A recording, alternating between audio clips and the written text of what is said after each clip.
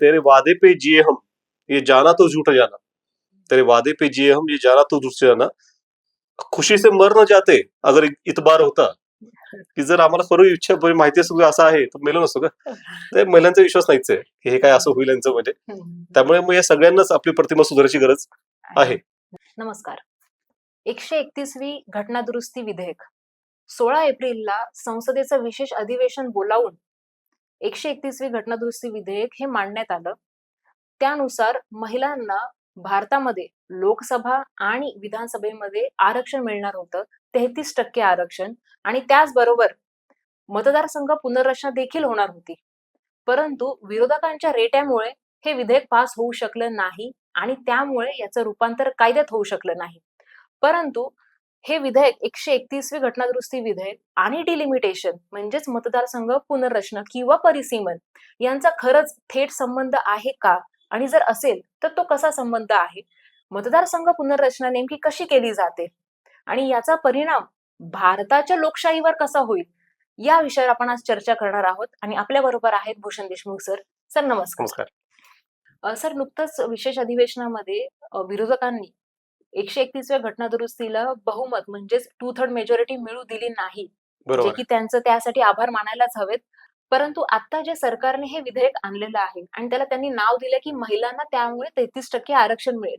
मग जर हे विधेयक आता आणलं तर 2023चं विधेयक म्हणजेच नारी शक्ती वंदन हे जे विधेयक होतं ते सुद्धा महिलांना आरक्षण देण्यासाठीच होतं. बरोबर. मग जर ते विधेयक 2023ला ऑलरेडी पास झालेलं आहे तर मग आत्ताच्या विधेयकाची तशी गरज काय होती? बरोबर आहे. हाच एक थोडा कळीचा प्रश्न आहे की स्वतःच पास केलेलं एक विधेयक ते बदलायला सरकारने घेतलं. जे नोटिफायच केलं होतं विशेष म्हणजे ते विरोधी पक्षांनी दाखवून दिलं की नोटिफिकेशन काढलंच नाहीये, तेव्हा ते आदल्या दिवशी शेवटी काढलं. मग असं जे नोटिफाय सुद्धा केलं नाहीये तेच बदलायला घ्यायचं काय कारण होतं समजा. तर मग थोडं गुंतागुंतीचं राजकारणाचं मला वाटतं की जर महिलांना 2032 नंतर द्यायच्या ऐवजी आत्ताच दिवस दाखवले 29 इलेक्शन मध्येच, तर कदाचित ही जी इलेक्शन चालली आहे त्या इलेक्शन मध्ये फरक पडू शकेल असं वाटत असेल. कारण या इलेक्शन मध्ये या जी 5 राज्यात चालली आहे तिथे बीजेपीला काही खास संधी नाहीये. मग त्यातला थोडा फरक पडू शकेल असं कसं लॉजिक असावं असं कधी कधी वाटतं. सर, आपण महिलांच्या बाबतीत जर आपण म्हणायचं झालं तर महाराष्ट्रामध्ये 1992ला महाराष्ट्राने पहिल्यांदा स्थानिक स्वराज्य संस्थांमध्ये महिलांना आरक्षण दिलं होतं. आणि त्यानंतर महिला किती प्रमाणामध्ये राजकारणामध्ये आल्या किंवा किती राजकारणातली पदे भूषवली आणि महिलांचा पॉलिसी मेकिंग मध्ये असा काय इम्पॅक्ट पडतो जो की 33% आरक्षण दिल्यानंतर सुद्धा दिसू शकतो आपल्याला. बरोबर म्हटली की हे जे आरक्षण आहे महिलांसाठी त्याचं महाराष्ट्रामध्ये महत्व खूप आहे किंवा महाराष्ट्राचं योगदान यामध्ये खूप आहे की महाराष्ट्र हे देशातलं पहिलं राज्य की ज्याने अशा प्रकारे आरक्षण आणलं आणि त्याच्यानंतर इतर राज्यांनी आधी 33% आणि महाराष्ट्र आणि इतर राज्यांनी 50% पर्यंत नेलं. पीआरआय मध्ये आणल्यानंतर सुरुवातीला काय झालं की सरपंच पती नावाचा प्रकार पुढे आला की थेट महिला नव्हत्या तयार. मग त्या बाजूला पतींनी पुढाकार घेतला आणि मुलांनी निवडून आणलं पण तेच कारभार करू लागले. तर काही काळ असं वाटलं की सगळं फेल गेलंय, पण तसं झालं नाही. हळूहळू महिला सरावल्या, त्यांना ट्रेनिंग दिलं गेलं आणि त्यातल्या अनेक महिला आता पुरुषाच्या सपोर्ट शिवाय सुद्धा राजकारणामध्ये उभ्या आहेत. आणि त्यांनी विशेषतः काय केलं की एकदा त्या सत्तेवर आल्या तर त्यांनी चांगले अग्रक्रम ठरवले. जसं पिण्याचे पाणी हा विषय घेतला किंवा त्यांनी स्वच्छतागृहांचा विषय घेतला किंवा मुलांचं शिक्षण जे आहे तर त्यांनी प्रयत्न केले. दारूबंदी व्हावी म्हणून ठिकठिकाणी मुलांनी मोठा प्रयत्न केलेत. मग अशा प्रकारे पुरुषांकडनं राजकारण जे स्त्रियांकडे गेलं गावातलं तेव्हा निश्चितच एक मूल्यात्मक फरक दिसून आला, एक क्वालिटेटिव्ह इम्पॅक्ट दिसून आलाय. मग असं जर असेल आणि तिथे फरक पडलाय तर आता पुढच्या स्तरावर म्हणजे राज्य आणि केंद्र हे आरक्षण का देऊ नये, कारण तसे ते दिल्याशिवाय संधी मिळत नाहीये हे तर दिसतच आहे. कारण सध्या आपण बघतो की 14% आसपास महिलांना स्थान आहे लोकसभेत आणि ते तेवढंच असतं प्रत्येक इलेक्शन मध्ये, ते त्याच्या गोष्टीत हरकत नाहीये. तर आता जर आपण बघितलं तर भाजप असू दे किंवा प्रमुख पक्ष जे असतील त्यांच्यामध्ये महिलांचे खासदार जे आहेत त्यांचं प्रमाण कमी आहे. बरोबर. त्यातल्या त्या टीएमसी पक्षाचे जे महिला खासदार आहेत यांचं प्रमाण जास्त आहे. बरोबर आहे. जसं तुम्ही म्हणताय की 2029च्याच निवडणुकांमध्ये जर महिलांना आरक्षण दिलं तर 2029 पासून कदाचित भारताच्या पॉलिसी मेकिंग मध्ये खरंच मोठा बदल आपण बघू शकतो. परंतु जर आपण 850 मध्ये महिलांना जर आपण 33% आरक्षण देतोय तर त्यावेळेस सुद्धा खरंच महिला पुढे येऊन भाषण असतील किंवा पुढे येऊन पॉलिसी मेकिंग मध्ये हातभार लावू शकतात का? कारण की आता जर आपण विचार केला 543 मध्ये महिलांची मंत्रिमंडळामधील संख्या किती आहे तर ती कमी आहे. राज्याचा विचार करा किंवा केंद्राचा विचार करा, ती जवळपास 10 ते 12% महिलांचं मंत्रिमंडळामध्ये स्थान आहे. 850 मेंबर झाल्यानंतर किती महिलांना मंत्रिमंडळामध्ये स्थान मिळेल याची काही शाश्वती नाही. तसंच महिलांना किती बोलायला मिळेल याची सुद्धा गॅरंटी नाही आहे. आणि जसं सरपंच पती नावाचा प्रकार आला होता, की आपण म्हणतो की प्रॉक्सी हसबंड असं, तसंच इथे पण तसं जर पद्धत झाली, तर मग वाढीव नंबर्स किंवा 33% महिलांना आरक्षण देऊन सुद्धा काही उपयोग होणार नाही. असं एक मत झालं. पण असं म्हटल्याप्रमाणे सुरुवातीला PRI मध्ये पंचायत राज संस्थांना असंच म्हटलं गेलं. पण त्या हळू सरवल्या ना, त्या आल्या. कारण तसं नाही केलं मात्र. एक तर हे महिलांसाठी आरक्षण हा जो प्रकार आहे ना, तो जगातल्या 100 देशांमध्ये आहे. त्यामुळे आपण जो शेवटचे आहोत नेहमीप्रमाणे. अगदी पाकिस्तानमध्ये आरक्षण आहे, बांगलादेशमध्ये आहे, UAE मध्ये 50% आहे, नेपाळमध्ये 33% आहे, किंवा मग नॉर्वे, स्वीडन, ग्रीस या देशांमध्ये 40% आहे. असं सगळ्यांकडेच आरक्षण कमी जास्त प्रमाणामध्ये आहे. भारतामध्ये नसल्याचे तोटे दिसून आले, किंवा महाराष्ट्रातल्या खासदार बघितल्या आपण महिला, तर त्यामध्ये सुप्रिया सुळे आहेत, शोभा बच्छाव आहेत, किंवा मग वर्षा गायकवाड आहेत. पण त्या 7च आहेत एकतर. 48 पैकी फक्त 7, म्हणजे एक्झॅक्ट 14% आहेत. आणि त्या 7 पैकी शोभा बच्छावच त्यातल्या अगदी कार्यकर्ते असल्यापासून खासदार बनेपर्यंत आहेत. बाकीच्या ज्या 6 आहेत त्यांना वारसा आहे राजकीय. त्यातल्या त्यात स्मिता वाघ आहेत, त्या थोड्याशा लढाऊ कार्यकर्ते असल्यामुळे त्या आल्यात पुढे. पण अशा प्रकारे होते काय, की सध्या ज्या महिला आहेत त्याही काही खास खालवरती आल्यात लोकशाहीतनं असं होत नाहीये. त्या नुसतं नावापुरत्या महिला आहेत, म्हणजे समजा की त्यांना घरातनं वारसा मिळालाय. मग आपल्याला खालनं येणारं नेतृत्व मिळालं तर ते अजून चांगलं ठरेल. आणि त्या महिला अशा प्रकारे वरती आल्या तर ते सर्वोत्तम ठरेल. पण सर इथे एक असा मुद्दा येतो, की आज इलेक्शन लढवणं, साधी सरपंचाची निवडणूक असू देत Correct. किंवा नगरसेवकाची निवडणूक असू देत, हे खूप खर्चिक झालेलं हो आहे. हो मग अशा वेळेस जर एखादी नवीन महिला जी सर्वसामान्य घरातून येते, तर तिला ही निवडणूक लढवणं किती सोपं जाईल? कारण की जर आपण म्हणजे एक नेपोटिझमचा जर प्रकार बघितला, तर जे मोठ्या घरातले किंवा ऑलरेडी जे पॉलिटिशियन्स आहेत, त्यांच्या फॅमिलीमधले जर महिला येत आहेत, तर त्यांच्यासाठी ती निवडणूक सोपी जाईल पैशांच्या हिशोबाने. बरोबर आहे. पण ती सर्वसामान्य महिलेला जाणार नाही. मग अशा वेळेस नेमकी परिस्थिती काय होईल? एक्झॅक्टली. हा इश्यू अगदी महिला आरक्षणाशिवाय सुद्धा अगदी पुरुषांना भेडसावतोय, की सामान्य पुरुषांना सुद्धा पुढे येण्याचं सोपं जात नाहीये. त्याच्या एकीकडे आपण हा खर्च कमी केला पाहिजे पद्धतशीरित्या. खर्च निर्बंध आणले पाहिजे. जर जपान सारख्या देशामध्ये त्यांनी केलंय, की खर्चावरती स्ट्रिक्ट निर्बंध आहेत, की याच्यामुळे अगदी सामान्य माणूस सुद्धा निवडणुकीत भाग घेऊ शकतो आणि उभा राहू शकतो. आणि दुसरीकडे स्टेट पॉलिटिकल फंडिंग, राज्याकडनं काही पैशाची मदत देता आली, तसाही विचार आपण केला पाहिजे. कारण या महिलांना पुढे आणायचं नुसतंच तिकीट देऊन चालणार नाही. त्यांना जिंकून कसं येता येईल यासाठी पूर्ण प्रयत्न आपण केले पाहिजे. त्यांना समान संधी मिळेल असा प्रयत्न आपण केला पाहिजे. तर मग सर समजा आता आपल्याकडे 543 लोकसभेचे खासदार आहेत. मग महिलांना जर आरक्षण द्यायचंच आहे, तर मग आत्ता का नाही? आत्ता देणं महिलांना आरक्षण हे त्यांच्यासाठी एम्पॉवरमेंट किंवा Exactly. सक्षमीकरणाचं कारण ठरेल का? 850 म्हणजे संख्या वाढवून त्यांना जर आपण आरक्षण देतोय, तर ते सक्षमीकरण ठरेल. मग तो आहे त्या केक मध्ये वाटा दिला तर ते खऱ्या अर्थाने कधी दिल्यासारखं होईल, की आमचं कमी करून तुम्हाला दिलं, किंवा पुरुषांनी एक प्रकारे त्याग केला. पण आता वाढवून द्यायचं म्हणजे काय, त्याग करायची कोणतीही तयारी नाही. किंवा त्यातनं एक नॅरो अप्रोच दिसतो, की मी माझ्या मतदारसंघातच जिंकू शकतो, बाजार शेजारचे जिंकू शकत नाही. त्या माझा मतदारसंघ राखीव झाला महिलांना तर माझं करिअर संपेल असं आजच्या खासदारांना वाटतं.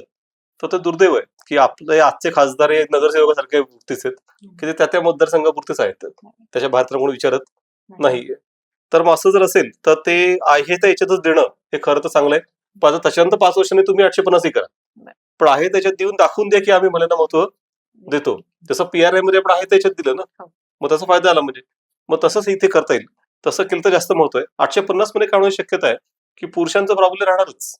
त्यामुळे त्यानंतर ज्या महिला येतील 1/3 ज्याला म्हणतो आपण, त्या बऱ्याचशा या जे पुरुष राजकारणी आहेत त्यांच्या म्हणण्यानुसारच जातील अशी शक्यता जास्त आहे.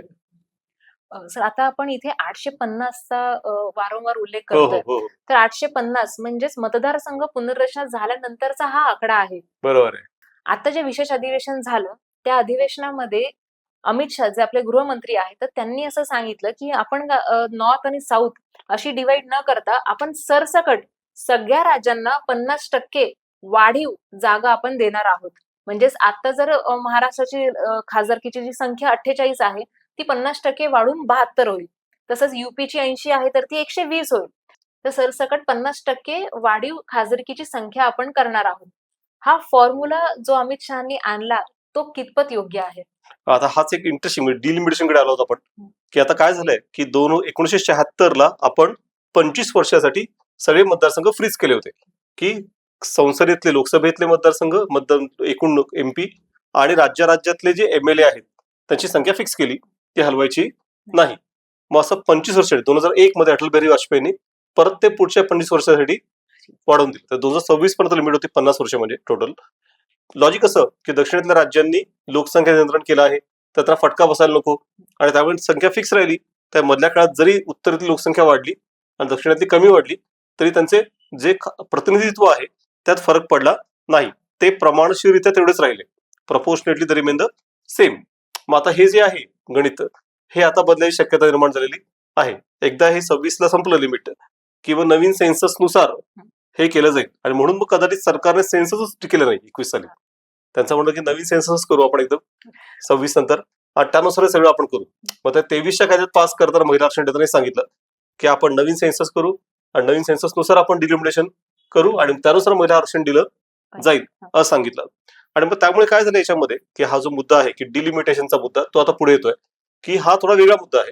यात काय होईल की दक्षिणेतल्या राज्यांनी आपली लोकसंख्या नियंत्रणात ठेवली. हे कसं केलं त्यांनी, तर वेगळ्या प्रकारे केलं. एक तर त्यांनी आपल्या आरोग्य सुविधांवर लक्ष दिलं की ज्याच्यामुळे त्यांचा जो माता मृत्यूदर, बाल मृत्यूदर, भ्रूण मृत्यूदर तो कमी झाला. पुढचं त्यांनी काय केलं की त्यांच्या शिक्षणावर भर दिला मातांच्या, मुलांच्या, आणि त्यामुळे पण फरक पडला. आरोग्य व्यवस्था सुधारली. सगळ्या गोष्टी त्यांनी केल्या. बरोबर उत्तरेतल्या लोकांनी सगळं केलं नाही. याच काळामध्ये त्याच देशामध्ये तितकं लक्ष त्यांनी दिलं नाही. ते वेगळ्याच गोष्टीत बिझी राहिले. त्यामुळे मग लॉ अँड ऑर्डर, कायदा सुव्यवस्था इतकी चांगली नव्हती किंवा मग आरोग्य सुविधा अजूनही नीट पोहोचलेल्या नाहीत, शिक्षणावर अजूनही नीट भर दिलेला नाही, ज्याच्यामुळे बर्थ रेट जो आहे, टोटल फर्टिलिटी रेट TFR, तो जास्त राहिला, जो अजूनही जास्त आहे. UP मध्ये, बिहारमध्ये तर भरपूर आहे. मग आता हे काय झालं याच्यामध्ये की उत्तरेतल्या राज्यांनी जे करायला पाहिजे होतं की का लोक जास्त जन्म देतात मुलांना उत्तरेत, तर त्यांना माहिती असतं की आपलं एक मूल जगू शकणार नाही. त्याला ते हॉस्पिटल मधलं हे वीज गेली तर ते आतल्यात मरून जाईल आणि वीज कधी जाऊ शकते तिकडे. नीट उपचार नाही केले ते मरून जाईल. किंवा मोठं झालं थोडं आणि गँग वॉरमध्ये अडकलं, लॉ ऑर्डर एवढी वाईट आहे की कोणी कोणाला कधी मारताय. मग अशा प्रकारे त्यांना माहिती आहे इथे कायदा सुव्यवस्था एवढी वाईट आहे, आरोग्य सुविधा एवढं वाईट आहेत की 3-4 मुलं जन्माला घातल्यावर एक जगेल. दक्षिणेमध्ये एवढं चांगलं ठेवलंय की एक जन्म दिला तर एक जगतोय. मग आता ही अचिव्हमेंट आहे साऊथची आणि हे फेल्युअर आहे नॉर्थचं. आपण लोकसंख्येनुसारच करायला गेलो तर हे अमान्य करणार का आहे की नॉर्थने काहीतरी गमावलंय, काहीतरी चुकलंय आणि साऊथने काहीतरी कमावलंय.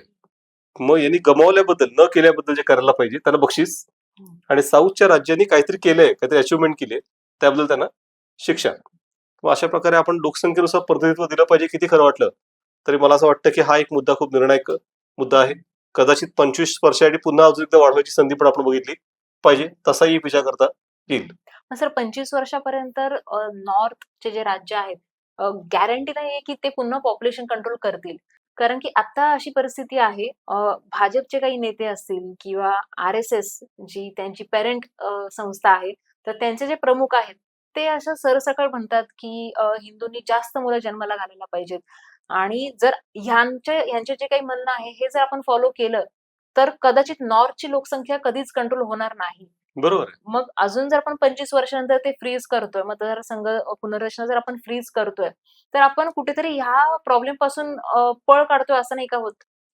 पळ नाही काढत आहे. मग एकीकडे दुसरीकडे आपण त्याला बक्षीस द्यायला लागलो तर अजून मग असं होईल की इन्सेंटिव्ह क्रिएट होईल ना, की सध्याचे सरसंघचालक एखाद्या स्त्रीने पाया पडले तर म्हणतात की अष्टपुत्र सौभाग्य होती भाऊ, 8 होऊ देत, त्यांना 4 एवढे होतात, आपल्याला 8 होऊ देत.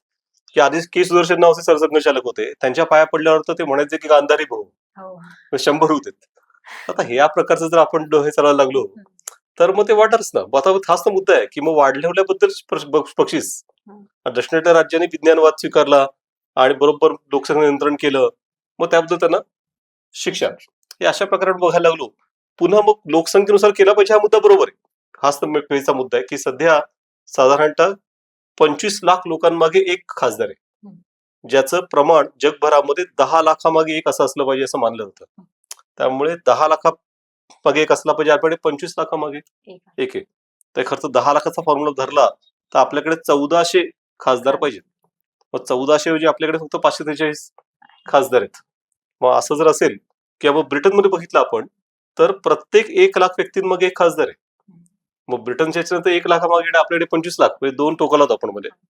मग अशा प्रकारे लोकसंख्येनुसार झालं पाहिजे तितकंच खरंय, पण लोकसंख्या एकमेव निकष घेणे हेही मला बरोबर वाटत नाही. कारण आपण दुसरे उदाहरण बघूयात की फायनान्स कमिशन रिपोर्टनुसार आपण जे रिसोर्सेसचं वाटप करतो टॅक्सेसचं, तेव्हा आपण कुठे असं फक्त ज्यांनी जास्त टॅक्स दिला त्यांनाच तेवढं परत द्यायचं असं कुठे आपण करतो?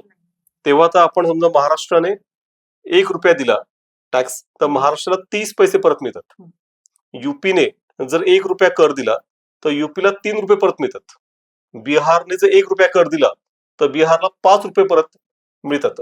मग आता हे इंटरेस्टिंग आहे ना की जे 1 रुपया देतात त्यांना 5 रुपये 3 रुपये मिळतात, महाराष्ट्र 1 रुपया दुसरं महाराष्ट्राला 30 पैसे मिळतो. महाराष्ट्र सर्वात जास्त कर भरतो देशात, त्या महाराष्ट्राची चर्चा खूप महत्वाची आहे. पण आपण मान्य करतो बरोबर आहे, गरीब राज्य आहेत, त्यांचा विकास अजून मागे आहेत, जे मागे आहेत त्यांना हात धरून पुढे आणलं पाहिजे. मग तिथे आपण असं लॉजिक लावत नाही की नाही जे कर भरतात त्यानुसार आपण दिलं पाहिजे.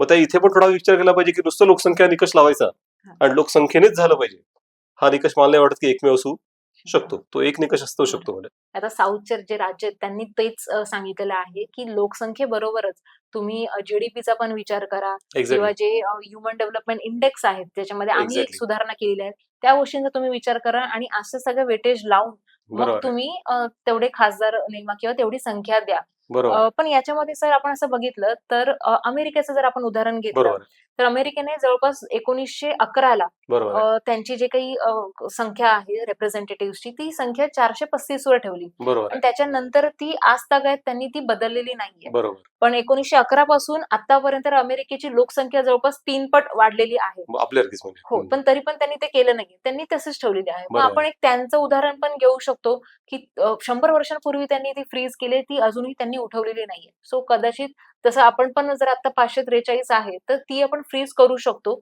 आणि दुसरं जर आपण एक कॉन्ट्राडिक्टरी आहे, पण आपण जर जर्मनीचा विचार केला किंवा फ्रान्सचा विचार केला, तर त्या देशांमध्ये रिप्रेझेंटेटिव्हची संख्या जरा जास्त आहे. म्हणजे भारतापेक्षा पण जास्त आहे. मग लोकसंख्या कमी असून जर रिप्रेझेंटेटिव्हची संख्या तिथे जास्त आहे, तर मग भारताने त्यांचं उदाहरण समोर ठेवावं का? मला वाटतं मधला रस्ता काढला पाहिजे. एकीकडे एक टोक आहे की 1400 पर्यंत नेलं पाहिजे आणि सध्या आहेत 543. 543 हे एक टोक आहे, 1400 हे दुसरं टोक आहे. सध्या नवीन पार्लमेंटची सेटिंग कॅपॅसिटी 888 आहे. हम्म. मग ते तर 100 वर्षाची पार्लमेंट आहे आपली. ते आपण ते फिक्स केलं आता की तेवढ्याच जागा असतील एक प्रकारे, तर मग वाढवलं हरकत नाही. 816 सध्या गव्हर्नमेंटचा प्लॅन आहे. पण आता फक्त मग 816 झाल्यावर किती तास बोलता येईल की किती भाग घेता येईल हा एक कळीचा मुद्दा आहे. मला वाटतं एवढे डेटा आहे की त्या हो, संदर्भात. सर जर 2000 आपण 14 ते 19 हम्म, हम्म, मोदी सरकार जेव्हा आलं त्या पहिल्या ह्या टर्म मध्ये हम्म, जवळपास 1615 तास लोकसभा चालली होती. अच्छा हा, मग आता जर आपण ते खासदारांमध्ये जर आपण डिवाइड केलं तर प्रत्येक खासदाराला सरासरी प्रत्येक खासदाराला 2 तास 9 मिनिटं बोलायला वेळ मिळाला होता. हे 5 वर्षांचं आहे. बरोबर म्हणजे आहे, 5 वर्ष एका खासदाराला 2 तास 9 मिनिट बोलायला वेळ मिळतोय. तेच बरोबर जर आहे. आपण 2019 ते 24 मध्ये बघितलं, ज्याच्यामध्ये कोरोनाचा पण काळ होता, तर त्यावेळेस जे एकूण सरासरी तास काम चाललं होतं ते होतं 1315 हम्म, आणि सरासरी प्रत्येक खासदाराला वेळ मिळाला होता तो होता जवळपास 2 तास 4 मिनिटं. बरोबर आहे, मग जर 5 वर्ष एक खासदार फक्त 2 तास जर सभेमध्ये बोलतोय, संसदेमध्ये जर आपले मुद्दे मांडतोय, लोकांचे प्रश्न मांडतोय, तर 850 खासदार झाल्यानंतर त्याला किती वेळ मिळेल? साधारणतः 1 मिनिट 2 मिनिट असेल. बरोबर मग लोकांचे जर एवढे प्रश्न आहेत, आपण जर म्हणतो की 25 लाख लोकांना जर एक खासदार प्रतिनिधित्व करतोय, तर बरोबर 25 लाख लोकांचे प्रश्न एका मिनिटात कसे मांडून होणार? एक्झॅक्टली. मग हे पण सुद्धा म्हणजे 850 खासदार करणं हे थोडंसं कुठेतरी सध्या आणि खर्चाची बाजू पण आहे ना का येस. की 2 तास बोलण्यासाठी त्याला 5 वर्षाचं वेतन मिळतंय हो. आणि वरती पेन्शन सुद्धा पेन्शन आहे. सुद्धा मिळते. खरं. मग अशा प्रकारे असा कुठलाच व्यवसाय आहे बाकीचा की हो. ज्याच्यामध्ये 5 वर्षामध्ये 2 तास काम करायचंय आणि 2 तास काम केल्याबद्दल पूर्ण 5 वर्ष वेतन सुविधा आणि शिवाय आयुष्यभरसाठी आणि पेन्शन. त्यात हेही नाही सांगता येणार की ते 2 तास तुम्हाला कुठल्या सेशन मध्ये बोलायला मिळणार आहेत आणि कधी बोलायला मिळणार आहेत. आणि कितपत इफेक्टिव्ह आहे. हो, कारण की बरेचदा असं होतं की जे अपोजिशन पार्टी आहेत त्यांचे जे लीडर आहेत त्यांना जास्त वेळ बोलायला वेळ मिळतो किंवा जे प्रत्येक पॉलिटिकल पार्टीचे जे नेते असतात बरोबर आहे, त्यांना जास्त वेळ बोलायला मिळतो. मग इतर जे खासदार आहेत त्याच पार्टीचे त्यांच्याकडे बघणार कोण, त्यांचं ऐकणार कोण?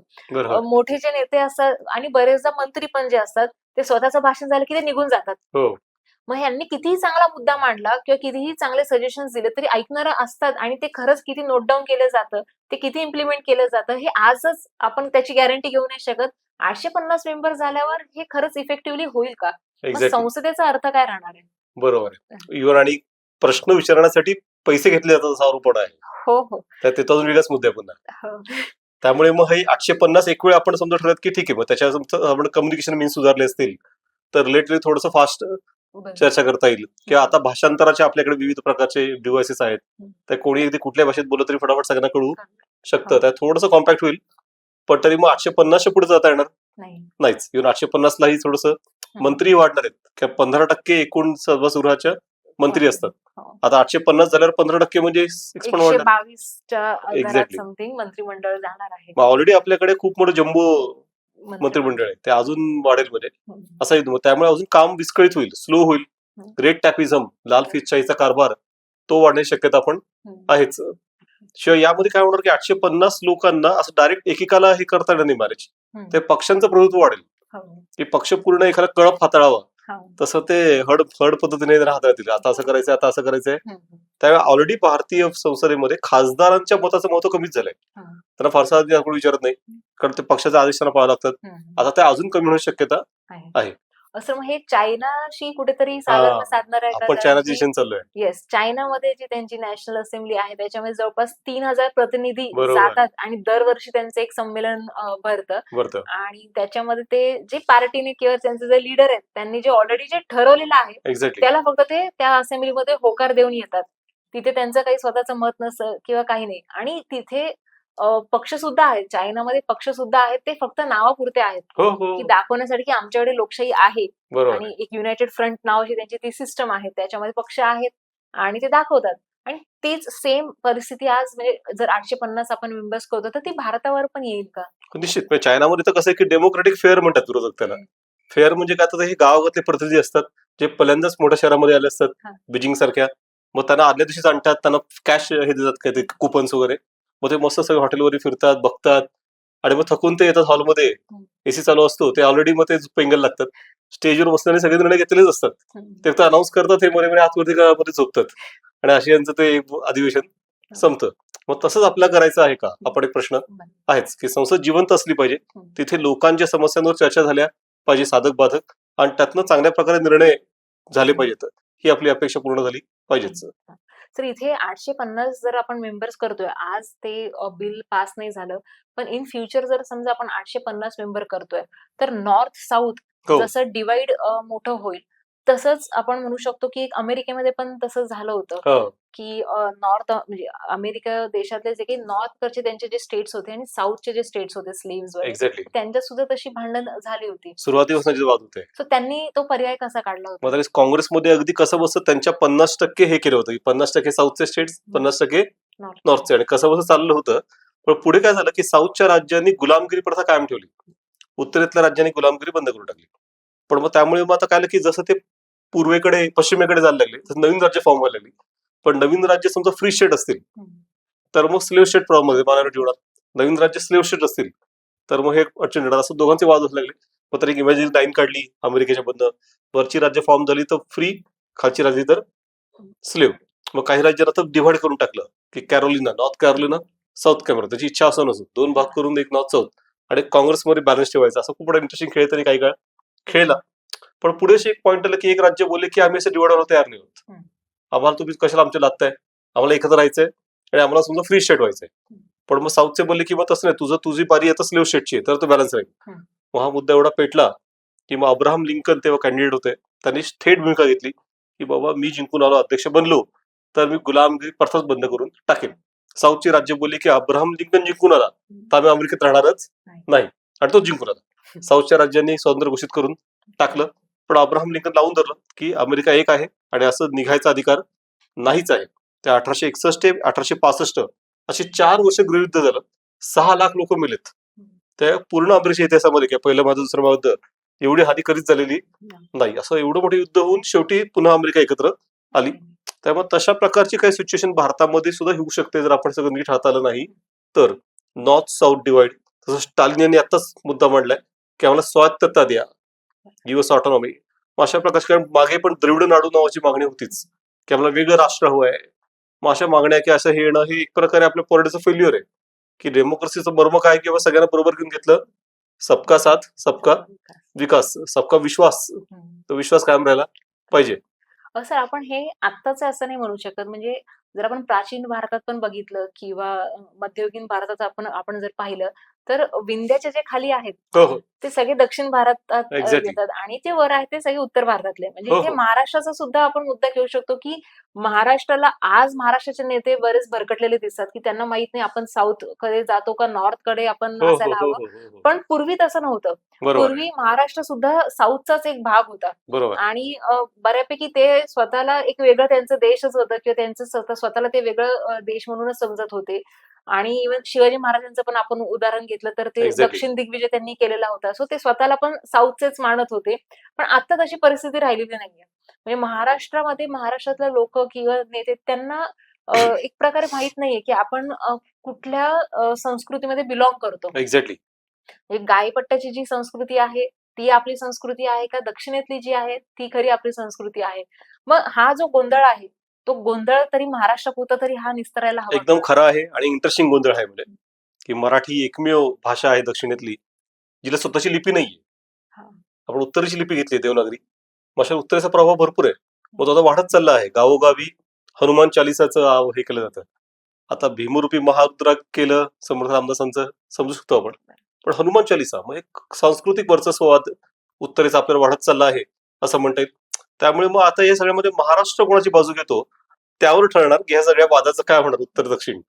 महाराष्ट्र ठरवावं लागेल आता की आपण नक्की कशाची बिलॉंग करतो आणि कुठली बाजू आपण घ्यायची आहे. तर ही मतदारसंघ पुनर्रचनेमुळे जसं उत्तर आणि दक्षिण हा विरोध टोकाचा होणार आहे, करेक्ट. तसंच कदाचित शहर आणि ग्रामीण भाग हा सुद्धा विरोध होईल. कारण की एक्झॅक्टली. स्थलांतरामुळे सर शहरीकरण आज भारतामध्ये वेगाने वाढत आहे. बरोबर आहे. आणि जर आपण पुनर्रचना करतोय, तर बऱ्यापैकी खासदार किंवा बऱ्यापैकी आमदार हे शहरी भागातले होतील बरोबर आहे. आणि ग्रामीण भागामध्ये किंवा ग्रामीण भागाचं तितकंसं वेटेज राहणार नाही. करेक्ट. मग हा शहरी आणि ग्रामीण हा सुद्धा जो डिवाइड आहे, ही डिवाइड सुद्धा जोरात किंवा जास्त विरोधात होईल का? एक्झॅक्टली. की शहरीकरण होतं त्याच्यामुळे शहरातले मतदारसंघ वाढतात, त्या प्रमाणात गावातले कमी होतात आणि त्यामुळे शहरांना निधी जास्त मिळतो, राजकीय महत्व जास्त मिळतं, त्यातनं शहरांचा विकास होतो की शहरात संधी वाढतात, त्यामुळे पुढच्याला अजून लोक शिफ्ट होतात.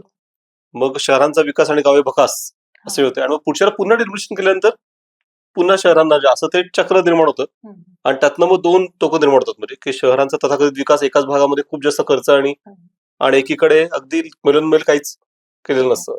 मग हा इश्यू ऑलरेडी आपल्याकडे होतोच आहे. म्हणजे याचा आपण अर्थ असा घेऊ शकतो की कुठेतरी स्थलांतर आता थांबायला हवं, जेणेकरून ग्रामीण भागामध्ये लोक राहतील, करेक्ट. तिथे वास्तव्यास असतील आणि तिथले सुद्धा मतदारसंघ वाढतील. करेक्ट.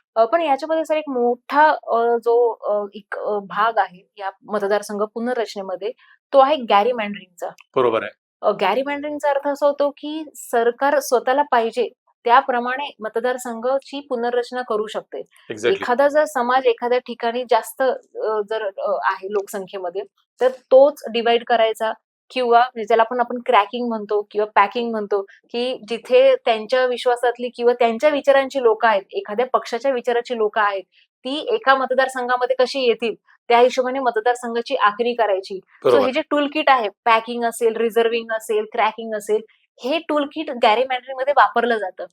आणि आत्ता जर आपण मतदारसंघ पुनर्रचना म्हणतोय, तर कदाचित बीजेपी सुद्धा गॅरीमँडरिंगच करणार आहे. कारण की त्यांनी आसाममध्ये केलेलं आहे, जम्मू काश्मीरमध्ये केलेलं आहे, उदाहरण आहे आणि त्यामुळे पण विरोधी पक्षांनी विरोध केलेला आहे.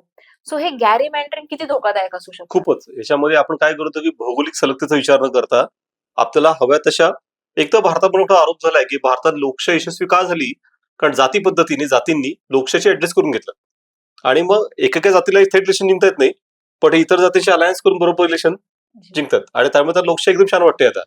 पण ऍक्च्युअली छान वाटते म्हणजे काय, ते लोक ऍडजस्ट झाले, तर जाती मागे पडण्याच्या ऐवजी उलट जाती राजकारण पुढे राहील, जाती राजकारण. मग तोच धोका आता याच्यामध्ये वाढतोय की अशा प्रकारे जेव्हा आपण असे सरपटे म्हणजे सॅलिमँडर प्राण्यासारखे पालीसारखे मतदारसंघ बनवणार, तर ते मतदारसंघ फक्त इलेक्शन जिंकण्यासाठी बनवलेत, ते लोकांचे प्रश्न सोडवणे यासाठी बनवलेले नाहीयेत. आणि मग ते त्या जातींचे असतील, त्या विशिष्ट गटाचे असतील, तर ते खूप धोकादायक आहे. जसं मणिपूरमध्ये या प्रकारचा खेळ जो झाला त्याचं तर आपण काय बघतो काय झालं, म्हणजे की स्टेट पूर्ण आता डिवाइड झालंय आणि एक प्रकारचे सिव्हिल वॉर मध्ये आलंय. मग असं सिव्हिल वॉर तर प्रत्येक राज्यात प्रत्येक मतदारसंघामध्ये उभं राहू शकतं आणि त्यामुळे अशा प्रकारे करणं मतदारसंघ ऍडजस्ट ही खूपच चुकीची प्रवृत्ती आहे आणि त्याला सगळ्या राजकीय पक्षांनी मिळून विरोध करायला हवा असं मला वाटतं. पण याच्यामध्ये खरा विकास जो लोकांचा व्हायला हवा तो होणार नाहीये. बरोबर आहे. गिमिक्स ज्याला आपण गिमिक्स म्हणतो की गिमिक्स करत राहायचे सारखे, विकासाचं फक्त गाजर दाखवायचं आणि हे बाकीच्या गोष्टीच फक्त करायच्या आणि कसंही करून इलेक्शन जिंकायची. म्हणजे आयुष्याचं ध्येय काय? इलेक्शन जिंकणे. त्याच्यावरच काम करायचं. 5 वर्ष फक्त यावर काम करायचं की इलेक्शन कशी जिंकता. अशी अपेक्षा होती. लोकशाहीमध्ये तुम्ही जर कामं केलीत तर तुम्हाला वेगळं काही करावं लागणार नाही. इलेक्शन फक्त एक मधला टप्पा असेल. फक्त जाता आता तुम्ही फक्त इलेक्शनचा रिझल्ट घेऊन जाल. तसं नव्हतं. आता उलट होत चाललं आपल्याकडे. पूर्ण 5 वर्ष पूर्ण फोकस फक्त याच्यावरच केला जातो की इलेक्शन कशी जिंकायची आहे. आता जी 131वी जी घटना दुरुस्ती त्यांनी आणली होती त्याच्यामध्ये एक आर्टिकल आहे, आर्टिकल 82. बरोबर आपल्या राज्यघटनेतलं आर्टिकल 82. तर त्याच्यामध्ये यांनी दुरुस्ती आणली होती. बरोबर तर आर्टिकल 82 नुसार काय आहे, तर जेव्हा कधी जनगणना होईल बरोबर त्याच्यानंतर डिलिमिटेशन कमिशन नेमावं लागेल आणि डिलिमिटेशन कमिशन परिसर बरोबर. किंवा मतदारसंघ पुनर्रचना करेल असं घटनेत लिहिलेलं आहे.